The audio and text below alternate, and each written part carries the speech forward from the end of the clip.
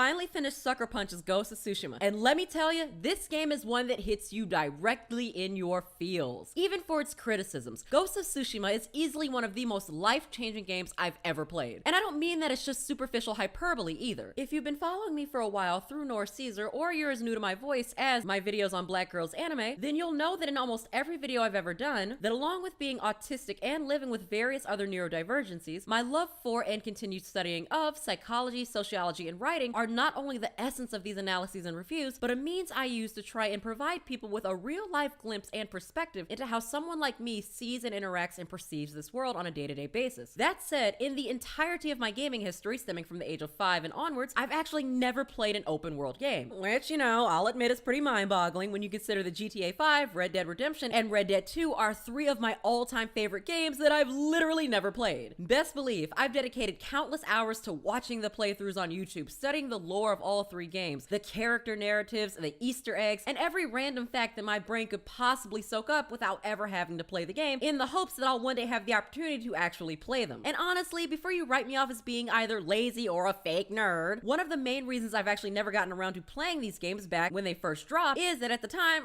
let's just say that I wasn't in the best place in life to focus on a video game for a system I certainly couldn't afford. Still, these 3 games are but a simple few out of probably hundreds of games on my mental backlog that I'm trying to catch up on playing. Well, that and because I honestly didn't think I'd fare too well with open world games, to the point where my anxiety had me avoiding them at all costs. The sensory overload of open world games can be very intense, especially for people like me who struggle with sensitivity to sensory stimulation in any capacity. That's why I can't even begin to describe the mixture of excitement and anxiety that coiled its sinewy fingers around me as I mentally committed to the fact that yes, Ghost of Tsushima will in fact be my first open world game, all the while banking on that if it went well enough, I could gradually begin to open myself more to not only a new genre of open world games, but other genres as well, such as tactical and stealth series as a whole. To no one's total surprise, mine included, my first playthrough could only be described as fast times at anxiety high, as I literally struggled to learn, adjust, and adapt to every aspect of this game, from the camera angles to the entirety of the open world map, and the very specific and rapid fire button controls. Yo, let me tell you, these bamboo strikes had me tight. And switching between the endless arsenal of weapons, well, let's just say that in the early days of playing the game, I was constantly reminded of why I'd always avoided open world games. I even began to think, yeah, maybe these games are just too much for someone like me, which was obviously just my anxiety trying to bully me into quitting the game completely. But there was just something about Ghost of Tsushima that made me buckle down and commit to seeing this game through to completion. And more so than seeing it completed, this game became one of my all-time favorites, on par with that of Persona 5, Persona 5R, Pokemon, and other titles that have shaped my life from its very earliest stages. Actually, it wasn't just some vague particular something. It was the beautiful visuals, the engaging story, the questionable concept of what morality looks like across different spectrums and perspectives, the incredibly engaging characters, the way the women are written. It was almost everything about this game. And as I slowly began to adjust to the controls, which, to be honest, I really haven't fully mastered all of them yet, but I'm learning, and found myself obsessing over needing to know what happened to one of my favorite characters, how their story would interact with my own as Jin Sakai, and where both their stories and ultimately mine would lead. Before I knew it, I found myself playing this game from anywhere between 18 to 20 hours a day, connecting deeper and deeper and in more relatable ways with Jin and the other cast of well-written characters that when it all came to an end, it left me with a lot to process. All that said, I've sorted through my complex feelings for Ghost of Tsushima and will be presenting my findings in both today's Top 10 Tuesdays of why you should definitely play Ghost of Tsushima, as well as a more fleshed out in-depth analysis and review of the series as a whole for Think About It Thursdays and my next noir analysis. So without further ado, and in a properly spoiler-free fashion, and listed of course in no specific order, here are the top 10 reasons why you need to play Ghost of Tsushima if you already haven't. Number 1, the visuals. Let's be honest here. The stunning visuals are what initially draw you in and refuse to let go. I remember looking at this trailer and thinking aloud, I need this game. From the absolutely dizzying arrays of gold and yellow that paint the landscapes of the Adachi estate and the golden temple in hues reminiscent of an autumn sunrise, to the sorrowful reds of the resilient maple tree that sets the stage for many of GOT's iconic scenes. The sheer beauty of this game can only be summed up as Sucker Punch effectively capturing lightning in colorful glass bottles designed to reflect the vibrant and somber tones of this game. This only enhances the multiple ways to experience this game, including standard, subtitled, samurai, and Kurosawa mode, with the latter being an homage to the iconic Japanese film director Akira Kurosawa, meant to replicate the art and film style of Kurosawa's oldest and notable samurai and shogun-inspired movies. movies, which includes adding a black and white filter to your gameplay, as well as the addition of audio tracks that truly takes you back to the days of 40s, 50s, and 60s cinema. My advice to new players: stick to standard mode on your first playthrough. That way you can first experience all of the vibrant colors and visual aesthetics that can ostensibly be drowned out in Kurosawa mode, and then play through the game a second time a la Kurosawa mode. Number 2, the story. Unlike many games on the market that shall not be named, Ghost of Tsushima is more than just a beautiful game. There is an underlying and persisting story that centers not only the main story of Jin's ascension as the vengeful ghost, but also on the narratives of both Jin's allies, as well as the numerous side characters you'll undoubtedly counter in this game. Ghost of Tsushima is not a subtle game, yet it's written in such a way that it allows players to use their own imagination to fill in the blanks, for better or for worse. Of course, one of the most integral stories to unlock is none other than your own. As you make progress over the course of the game, certain choices that you make will affect not only the main story, as well as the character dialogue, but will impact the very nature of the weather on the island of Tsushima as well. The game does a fantastic job of establishing that yes, your supposed quote-unquote well-meaning actions certainly have consequences, and sometimes on a more devastating scale than you could have possibly ever imagined. So if you're someone who enjoys a good psychological masterpiece that brilliantly employs the use of multiple, subtle, morality-based systems, then Ghost of Tsushima absolutely needs to be on your list of games to play. Number 3,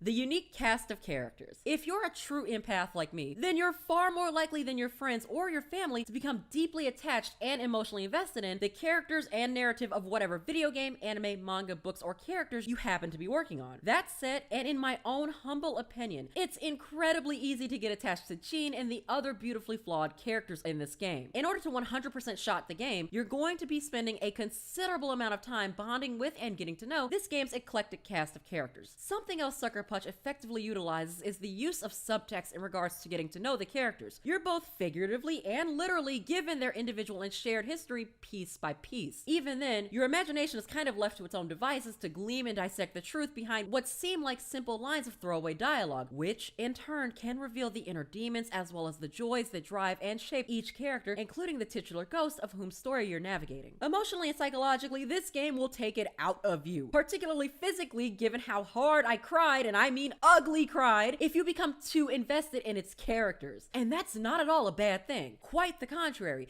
It shows that the people at Sucker Punch know exactly what it takes to make characters effectively relatable and sympathetic. Even when those same allies go so far as to turn on you, I always experienced some level of hesitation when it came time to battle them, desperately seeking for a way to preserve the bond we'd built up over a 40+ hour playthrough. One thing I've absolutely got to give Sucker Punch its roses for is that when it comes to the way the women characters are written, I found the handling of their individual stories, particularly in relation to the male-dominated time period this was handled incredibly well. They genuinely felt like real, believable characters who can stand perfectly independent and outside of the shadow of Jin, the male protagonist. Their physical, emotional, and psychological strength is entirely their own, and stands apart from Jin in such a way that their stories humble him significantly and continue to remind him of his very privileged life, especially when his life is held up to the mirror of the life that Yuna and her beloved brother Taka experienced. What's incredibly important to note is that all of the characters outside of Jin feel equally, if not even more, real and relatable than Jin himself, providing this game with an all-around engaging, very real and believable cast of characters that the player can connect with in a multitude of ways on various levels. Number 4, the gameplay mechanics are unique, refreshing, and fluid. For all of my gripes about the impressively infuriating amount of time it took me to master a certain bamboo strike with a complicated and specific number of button commands, I still found it a very useful and overall impressive bout of practice used to improve your overall dexterity and muscle memory needed to master certain moves within the game. At times, it truly felt as though I were a samurai trying to hone their skill. Of course, while Ghost of Tsushima is far from the first to utilize this type of subtle ongoing tutorial in the game's mechanics, the way it's presented is undeniably unique. Frankly, that's something this game doesn't get enough credit for. Many of the tactics we employ in Ghost of Tsushima are ones we've actually done in some capacity across other games on various other platforms and consoles. But Ghost of Tsushima utilizes innovative creativity to present these old and familiar mechanics to you in a refreshing and seemingly new light. However, it's also true that certain mechanics are entirely unique to Ghost of Tsushima as well, such as the use of the guiding wind feature on top of the use of birds as a tool for directional based navigation, among countless other features that makes Ghost of Tsushima the original creation that it is. Once you get the hang of the mini controls, the game naturally becomes significantly easier, and freedom of choice in how you want to dispose of the many enemies is left entirely in the hands of the player and Jin's impressive resume resume of both samurai and ghost tactics. The result being staggeringly beautiful combos executed through a mixture of fast-paced and slow-motion actions as you wield your weapon of choosing with style and finesse. I definitely can't close out this portion of the list without pointing out the unique weather-changing mechanic that, yes, provides an aesthetic and creative lens to Kurosawa mode and movie mode, but more importantly, serves as one of the game's few subtle morality systems meant to serve as a physical manifestation of your deeds as you ascend the path of the ghost. Number 5, the voice acting. Part of what helps endear you to the central characters of Ghost of Tsushima is the incredible voice acting of the carefully chosen cast in regards to both the Japanese and English dubbing. My first playthrough was in English, and as a result, I was treated to the stellar performances by an undoubtedly talented cast. Whether it was being lulled to the rich, almost sensual baritone of Jin Sakai's voice actor, the super fine Daisuke Tsuji, the heart-wrenching guttural cries of Lauren Tom as Lady Masako Adachi, and especially Sumili Montano's visceral performance as Yuna, the overall voice acting is nothing short of remarkable, and more importantly, a crucial piece of the puzzle that makes up Ghost of Tsushima's success. Number 6, the music. Oh! The entire soundtrack is an auditory marvel, composed in a way that not only complements the beautiful scenery and or narrative exploits across the game, but enhances it tenfold. The musical masterpiece that makes up the Ghost of Tsushima soundtrack can only be described as one of the best, most effective, and emotional video game OSTs of the last decade. Much of the music and overall sound pieces are worked into the game in such a way that's intended to let you know what all is going on around you, such as when there's an enemy nearby or when you're in the vicinity of one of Inari's many shrines. Music is also one of the game's many active mechanics, and one that sees Jin utilize his flute to change specific elements of the game. The last thing I want to touch upon are the interweaving vocals and how Sucker Punch effectively relegated them to moments during the game's highest of emotional and psychological apexes. To say you'll be left haunted by the memory of this soundtrack seems entirely fitting for Ghost of Tsushima. Number 7, the lore. If you're looking for historical accuracy, well, I'm not sorry to tell you that Ghost of Tsushima probably isn't the game for you. However, that's all part of the charm of this game. In choosing to play fast and loose with the original game's historical source material, this allows Sucker Punch to weave its own brand of original legends, lore, and customs that are entirely unique to the people and island of the fictional Tsushima. However, that's not to say the game's mythos is mired entirely in mystery. You'll find many real-life Japanese customs and rituals scattered throughout the game, whether it's praying at the shrines, bathing in the hot springs to cleanse your body or mind, taking in your surroundings to write a haiku, which, as a writer, is probably one of my favorite aspects of this game, or collecting charms meant to increase your powers that are said to be blessed by the gods themselves. It's up to you to unlock all of Tsushima's secrets, and that's just part of the fun of this game. Number 8, the attention to detail. It's glaringly obvious that Sucker Punch's attention to detail is just one of many things that drive this game. Whether it's the intricate glistening design of the Mongol's armor, to the damp heaviness of Jin's tunic that remains wet for a time before drying off, even the seemingly tiniest of details contribute to the game being one hell of an audio-visual masterpiece. If you're a stickler for the finer details, Ghost of Tsushima is a treat in itself as you continue to unlock and discover the smallest observations that leave you feeling impacted by the game in a major way. Number 9, the glitches and bugs. I'm sure y'all are like, wait, what? How is this an incentive to play the game? Oh, ye of little imagination. Ghost of Tsushima contains more than its fair share of glitches and bugs that can range from positively infuriating to downright hilarious. Nevertheless, if you share the same twisted sense of humor with the crowd that popularized the infamous glitches of GTA and Red Dead, then you're in for a wild, confusing, and bloody good time, both literally and metaphorically. Number 10,